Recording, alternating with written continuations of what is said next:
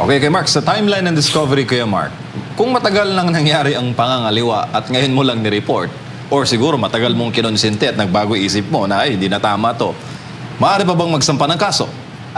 Depende, kailangan kasi may period yan kung kailan mo pwede mag-file ng kaso. Kung mag-file ka ng kaso after 30 years na or after 20 years na or kahit na after 5 years na, maybe pwede ka mag-file ng kaso but it will affect your credibility as a complainant. Bakit kaya ka lang na-file ng kaso? So bakit nung nahuli mo, bakit pwede ka mag-file 1 year or 2 years? Bakit pinaabot pa ba na 10 taon bago ka mag-file ng kaso? So maybe yung may prescriptive period kasi yan, mga ilang taon na yan. But assuming na pasok pa sa prescriptive period, kung final mo ng kaso pero sobrang tagal na, it may create an issue. Bakit kayo ka nag-file ng kaso? So baka may iba kang gustong patunayan, baka may iba kang gustong intensyon, hindi ang hustisya. Ginamit mo lang ang justice system para makaganti ka sa asawa mo.